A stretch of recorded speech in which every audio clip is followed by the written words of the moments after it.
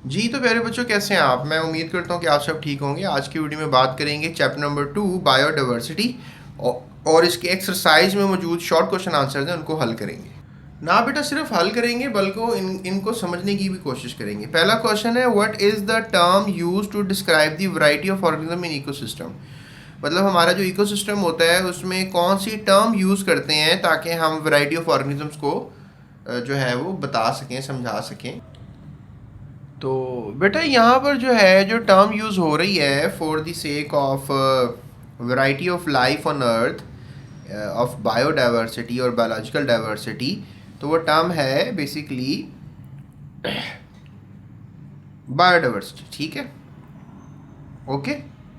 जो variety of life के लिए हमने टर्म यूज़ करनी है वो क्या है? बायोडाइवर्सिटी है या फिर क्या है? बायोलॉजिकल डाइवर्सिटी है। तो अगर आप बायोडाइवर्सिटी की डेफिनेशन की तरफ जाएंगे तो biodiversity mean the variety of organisms, यानी कि जितने भी आपको डिफरेंट डिफरेंट ऑर्गेनिजम्स पूरी दुनिया में नज़र आते हैं in particular area including all living things and their interactions, it encompasses the variety of genes, species, ecosystems and functions, right? तो ये क्वेश्चन है। तो बेटा क्वेश्चन नंबर 2 में सवाल किया जा रहा है, how is the biodiversity crucial for humans and for the planet Earth. कि मतलब अगर बायोडाइवर्सिटी नहीं है तो फिर क्या इसका कोई हमारे ह्यूमंस पर या कोई प्लानट पे असर पड़ेगा। देखें बेटा, इसकी इंपॉर्टेंस पूछी जा रही है तो इंपॉर्टेंस लिख देते हैं कि biodiversity provides many essential services for humans and the planet. Here are some key benefits of biodiversity. सबसे पहले तो इकोसिस्टम स्टेबिलिटी जो है वो बायोडाइवर्सिटी की मदद से आती है। For example, biodiversity helps maintain the balance of the ecosystem bye contributing the biogeochemical cycles, right. एक तो ये सबसे बड़ा फ़ायदा है बायोडाइवर्सिटी का। और दूसरा जो है, जैसे कि जो बायोजियोकेमिकल साइकिल्स हैं उसमें आपने पढ़ा होगा, वाटर साइकिल होती है, कार्बन साइकिल होती है, ठीक है, नाइट्रोजन साइकिल होती है।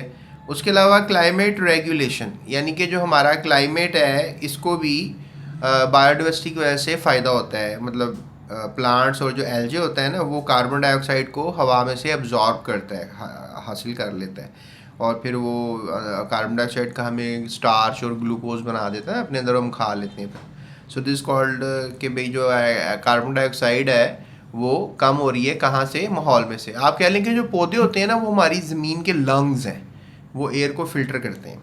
इसके अलावा नेचुरल रिसोर्सेज की अगर हम बात करें तो बायोडाइवर्सिटी से नेचुरल रिसोर्सेज में इजाफा होता है, यानी कि हमारे पास जो है नेचुरल रिसोर्सेज बढ़ जाती हैं। Biodiversity provides a vast array of resources from food to medicine and for building material and fuel. ये सब बायोडाइवर्सिटी से पॉसिबल हो पाता है। अगर बायोडाइवर्सिटी ना हो तो ये हमें मेडिसिन, फ्यूल और फूड और बिल्डिंग मटेरियल्स ये कुछ भी ना मिले। तो बायोडाइवर्सिटी से ही पॉसिबल होता है ये भी फ़ायदा है। उसके बाद इकोनॉमिक बेनिफिट्स क्या होते हैं? इकोनॉमिक बेनिफिट्स ये होते हैं कि biodiversity supports numerous industries including agriculture, tourism and pharmaceuticals. यानी बायोडाइवर्सिटी जो है वो डिफरेंट डिफरेंट चीज़ों को सपोर्ट कर रही है, टूरिज़्म को सपोर्ट करती है, एग्रीकल्चर हम कर पाते हैं, और फार्मास्यूटिकल इंडस्ट्रीज़ भी जो दवाइयाँ वगैरह बनाती हैं वो चल पाती हैं। चलेंगे, ये तो था क्वेश्चन नंबर 2। अब चलते हैं क्वेश्चन नंबर 3 की तरफ। तो let's talk about question number 3।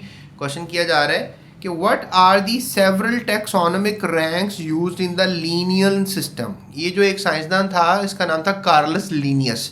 इसने ना जानवरों को स्टडी करने के लिए ना उनकी क्लासें बना दी थी। जिस तरह आपकी क्लास होती है ना 1 2 3 4 के, 1 के बच्चे 1 में चले जाएँ, 2 के बच्चे, इस तरह हमने ना जानदारों की भी क्लासेस बना दी ताकि इनको स्टडी करना आसान हो जाए। तो सबसे जो बेहतरीन सिस्टम था 5 किंगडम सिस्टम, वो कार्लस लीनियस ने दिया था। तो Linnaeus develop a system that went to the broadest more specific the level of classification. उसमें सबसे पहले किंगडम, फिर मतलब बड़े से छोटे की तरफ गए ना। किंगडम बहुत बड़ी क्लास है, फिर फाइलम, फिर क्लास, फिर order, family, genus and species. ये इन्हें हम कहते हैं टैक्सोनॉमिक रैंक्स। ठीक है, क्या कहते हैं इनको हम? तो ये लफ्ज़ आपने याद रखना है, टैक्सोनॉमिक रैंक। ठीक है प्यारे बच्चों। बेटा अगला क्वेश्चन जो है वो किया जा रहा है question number 4, can you provide the taxonomic classification. अब मैंने आपको 5 बताया ना कि रैंक्स होते हैं, टैक्सोनॉमिक रैंक्स होते हैं, भी मैंने आपको बताए थे कि जिनमें किंगडम, फाइलम, तो ये सब लिखे हुए kingdom, phylum, class, order, family, genus. मतलब टॉप से बॉटम आ रहे हो, सीक्वेंस नहीं ख़राब कर सकते आप। तो अब किंगडम लाइन की देखो तो एनिमीलिया है, प्लांट की जैसे मकई है, इसको कॉर्न को मकई कहते हैं, इसकी प्लांटी है। फाइलम इसका जो है कॉर्डेटा है, इसका फाइलम ट्रिक्योफाइटा है, इसकी क्लास जो है वो मैमलिया है, इसकी क्लास जो है वो लियोप्सिड है। ठीक है, ये एक दफ़ा होगा ना, लियोप्सिडा, ओके, नॉट लियोप्सिड, दैट इज़ रॉन्ग। सो उसके बाद ऑर्डर जो है कार्निवोरा है, इसका ऑर्डर पोएल्स है, इसका जो फैमिली है वो फिलिडी है, इसकी जो फैमिली है वो पोएसी है। मतलब तुम कहोगे सर ये किस तरह के लफ्ज़ बोल रहे हो आप, तो मैं कहूँगा ये साइंटिफिक वर्ड्स हैं, ये हमने इनकी साइंटिफिक वे में हमने इनकी क्लासेस बनाई हुई हैं। फिर जीनस पे आ जाओ तो सबसे छोटा रैंक है, सेकंड लास्ट रैंक है, दैट इज़ पैंथरा, और ये यहाँ पर जी है। और स्पीशी में क्या होता है कि जीनस का जो है ना हम ले लेते हैं पहला लेटर और दूसरा हम जी स्पीशी का नाम रख लेते हैं। इसका नाम लियो है, पैंथेरा लियो, इसको आप पी कैपिटल, ठीक है, और लियो का स्मॉल कर लो, पी कैपिटल डॉट और LEO, ऐसे भी लिख सकते हो, ठीक है। और यहाँ पर आपको नज़र आ रहा है दैट इज़ जी मेज। तो ये सारी स्टोरी है जनाब इस क्वेश्चन की। तो बेटा without wasting any more time हम चलते हैं अगले क्वेश्चन की तरफ। What are the basic differences between archaea and bacteria. देखो जो पुरानी बैक्टीरिया है ना उसको हम आर्चिया कहते हैं, और जो आजकल के जो बैक्टीरिया हैं उनको हम बैक्टीरिया कह देते हैं। तो आर्चिया बैक्टीरिया में फ़र्क भी होता है, ये नहीं कि इनमें डिफरेंस नहीं है। सो ये बहुत हैवी क्वेश्चन है, ये आपने लाजमी तैयार करना है, it's a very very important question. Archaea में क्या है जी, these are the most primitive organisms on the earth, यानी कि ये पुराने जानदार थे। They are the true bacteria, इनको आप सच्चे बैक्टीरिया कहते हो। They are the unicellular, many live in solitary, यानी कुछ अलहदा भी अकेले अकेले भी रहते हैं, although some of the chains clusters and colonies में भी रहते हैं। They are prokaryotes, but their cell wall does not contain peptidoglycan. Bacteria की निशानी ये होती है कि उसकी सेल वॉल पेप्टिडोग्लाइकन की बनी होती है, लेकिन यहाँ पे तो पेप्टिडोग्लाइकन मिल ही नहीं रहा आपको। सो देयर RNA, जो ribosomal RNA, is more closely related to eukaryotes than to the bacteria. अब इनके अंदर आपको पता है कि जो राइबोसोम्स होते हैं उनका जो RNA होता है वो तो मिलना चाहिए ना बैक्टीरिया के साथ, लेकिन इनका मिलता है यूकैरियोटिक सेल्स के साथ, यानी हमारे सेल्स के साथ, लेकिन इसमें ऐसा नहीं है। They are prokaryotic and have cell wall made up of peptidoglycan. Bacteria are found everywhere including soil, air, water, living organisms. ये कहाँ मिलते हैं? Their cell membrane contain unique lipids enable them to live extreme environments, hot springs, salt lakes, deep sea, hydrothermal vents and acidic to alkaline water. However, they also, इसकी बात हम करते हैं, most of the heterotrophic but perform photosynthesis because they have chlorophyll. तो Archaea की बात करते हैं, exist in more common environments like soil and oceans, यानी कि ये soil and oceans में रहते हैं। फिर some archaea obtain energy from inorganic compounds such as sulfur, ammonia. Other groups perform photosynthesis but do not produce oxygen. ठीक है, the domain archaea contain kingdom archaeobacteria, ancient bacteria. Major archaeobacteria include methanogens, halophiles, thermophiles, acidophiles. यानी कि ये नाम इनकी रहन सहन के हिसाब से है। जो मिथेन के ऊपर रहते हैं, मिथेनोजन, मिथेन गैस के ऊपर, जो deep in the sea thermal vents में रहते हैं, वो हेलोफाइल्स हैं। जो थर्मोफाइल्स हैं वही आप कह लें थर्मल वेंट्स के साथ, ये भी इनकी वैरायटी है दोनों की। एसिडोफाइल ऐसे एसिडिक, स्ट्रॉन्ग एसिडिक एनवायरनमेंट में रहते हैं। उसके अलावा अगर हम देखें बैक्टीरिया को, तो this domain contain kingdom you bacteria, ये समझ लें वो आर्ची है, तो इनकी जो डोमेन है, उनकी डोमेन आर्ची है, इनकी डोमेन क्या है? You bacteria. और मतलब किंगडम से भी ऊपर एक रैंक है, एक टैक्सॉन में एक रैंक है। मतलब किंगडम हमने पढ़ा ना 5 सिस्टम्स होते हैं अभी, तो किंगडम से स्टार्ट होता है, तो लेकिन एक ऊपर डोमेन भी होती है, ठीक है। तो इसकी डोमेन जो है क्या है? You bacteria. उसकी डोमेन क्या है? Archaea. Major groups in this kingdom are bacteria and cyanobacteria. इसमें आप बैक्टीरिया और बड़े किस्में होती हैं, 2 बताइए आपको यहाँ, ठीक है। तो ये हमारे पास सवाल हो गया क्वेश्चन नंबर 5, ठीक है जी। तो बेटा विदाउट वेस्टिंग टाइम छठा क्वेश्चन करते हैं। What were the shortcomings of the 3 kingdoms classification system. यानी कि जो हमने 3, पहले आप याद रखो कार्लस लीनियस के सिस्टम से पहले भी कुछ साइंसदान थे, उन्होंने क्लासिफिकेशन सिस्टम उन्होंने भी दिया हुआ था, लेकिन उन्होंने क्या दिया था, इसने तो 5 किंगडम क्लासिफिकेशन सिस्टम दिया ना, उन्होंने 3 किंगडम क्लासिफिकेशन, उसके ड्रॉबैक्स बताने हैं हमने, ठीक है। शॉर्टकमिंग्स का मतलब क्या होता है, ड्रॉबैक, नकाइस। तो some taxonomist disagreed about the position of fungi in kingdom plantae. कुछ कहते थे जी जो फंगस है उसको अब किंगडम प्लांटी में क्यों रखा हुआ, मतलब 3 किंगडम के अंदर हमने जो फंगस थी वो किंगडम प्लांटी में रखी हुई थी। तो उसके बाद आप कह लें कि जो fungi resemble plants in many ways but are heterotrophs which get their food by absorption. यानी जो फंजाई होते हैं वो प्लांट्स के जो है वो रिजेंबल करते हैं बहुत से तरीक़ों से और उनसे फूड भी हासिल करते हैं। They do not have cellulose in their cell wall but possesses chitin. ठीक है, इनके पास जो है वो सेलुलोज नहीं होती लेकिन इनके पास क्या होती है, चाइटिन होती है। तो ये 3 शॉर्ट कमिंग्स हैं, आपने याद रखनी है, ठीक है। So let's move toward the 7th question. Which kingdom includes organisms that are multicellular, heterotrophic and lack cell walls। यानी कौन से किंगडम में जो है ऐसे जानदार हैं जो मल्टी सेलुलर तो हैं लेकिन हेट्रोट्रॉफिक हैं, यानी कि अपना फूड खुद नहीं बना सकते और उनके अंदर सेल वॉल भी नहीं होती। तो किंगडम एनिमीलिया ही होंगे ना। Kingdom Animalia eukaryote include organism which are eukaryotic, multicellular, heterotrophic and lack cell walls. They develop from embryos, ठीक है, and they ingest food and digest it with their bodies. तो ये करेक्टरिस्टिक्स जो है वो आपने याद रखने हैं किसके, किंगडम एनिमीलिया के। ये सबसे बड़े करेक्टर्स हैं जो भी आपको मैंने बताए, बड़ा इंपॉर्टेंट सवाल है ये। उसके बाद जनाब 8वां क्वेश्चन किया जा रहा है, उसकी तरफ चलते हैं कि analyst the distinguishing characters of fungus. अब फंगस के करेक्टर्स बताओ।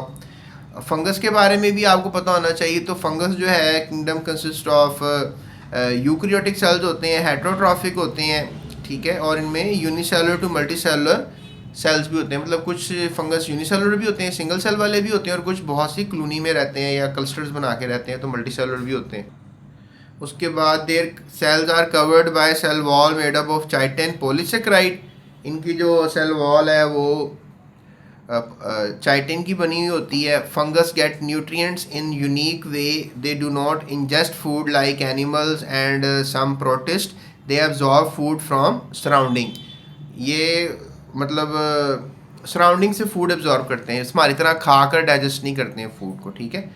And examples are mushrooms, rust, smuts and molds. इनकी एग्जाम्पल ये आपको एग्जाम्पल मस्ट याद करनी होती हैं, ठीक है, ये सारी एग्जाम्पल्स लाजमी देखें।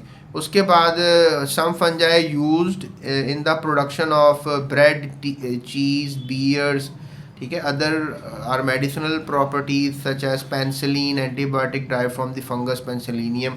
तो कुछ खाने पीने की चीज़ें बनाने के लिए काम आते हैं और कुछ दवाइयाँ यानी कि एंटीबायोटिक बनाने के लिए काम आते हैं। तो प्यारे बच्चों, जो फंगस है, आप जो पिज़्ज़े के अंदर एक फंगस खाते हैं उसका नाम मुझे कमेंट करें, ठीक है, ये आपके लिए क्वेश्चन है। उसके बाद अगला क्वेश्चन किया जा रहा है जी, list the 3 domains that encompass all living organisms. ऐसी 3 डोमेन्स बताओ जो कि encompass करें जानदारों को। तो प्यारे बच्चों, जो 3 डोमेन्स हैं जो जानदारों को encompass करती हैं वो आर्चिया, बैक्टीरिया और डोमेन यूकैरिया है। उसके बाद सवाल किया जा रहा है जी, why can not we classify viruses in any kingdom.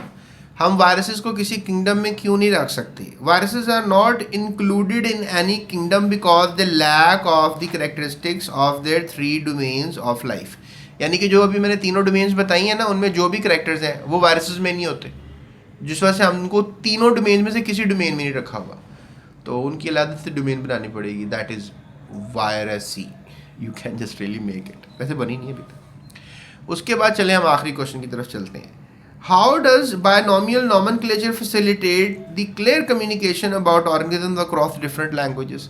यानी कि जो बायनोमियल नॉमेनक्लेचर है, यानी जानदारों के नाम रखने का तरीका जो है ना, दैट इज़ 2 नाम रखने का तरीका, इसे कहते हैं बायनोमियल नॉमेनक्लेचर।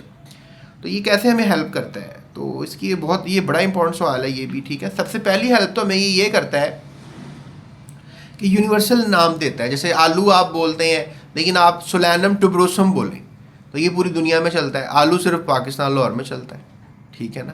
जिस तरह आप टमाटर है, लाइसोपर्सिकम एस्क्यूलेंटम, ठीक है ना, तो ये पूरी दुनिया में चलता है, इंसान है, होमो सैपियंस, समझ रहे। तो ये इनके साइंटिफिक जो है ना वो नेम है, and that is very important. उसके बाद जनाब, इसके बाद एक और क्वेश्चन है, it provides N unambiguous universally recognized way of naming living things via a genus named followed by a more specific species name। ठीक है, तो आप कह लें कि यहाँ पर जो है हम एक ऐसा नाम रखते हैं कि जो स्पीशीज से रिलेटेड ही हो। ठीक है, it provides an unambiguous universally recognised way of naming, यानी कि ऐसा नाम रखने का तरीका हो जो यूनिवर्सली एक्सेप्टेड हो। This system provides a standard way of communication whether the language of the particular biologist is Chinese, Arabic, Spanish और इंग्लिश। ठीक है, तो this system provides a standard way of communication, यानी ये सिस्टम हमें एक standard way of communication जो है ये भी बताता है। ठीक है, for providing the different names. ठीक है, चाइनीज़, अरेबिक, स्पेनिश, इंग्लिश। ठीक है, तो प्यारे बच्चों ये था हमारा आज का लेक्चर जिसमें हमने सारे शॉर्ट क्वेश्चन आंसर्स को कर लिया। नेक्स्ट वीडियो में इंशाल्लाह हम करेंगे अगले चैप्टर के शॉर्ट क्वेश्चन आंसर्स और इस चैप्टर के कुछ लॉन्ग क्वेश्चन आंसर्स। तब तक के लिए इजाज़त दीजिएगा। अल्लाह हाफिज़, टेक केयर, सब्सक्राइब।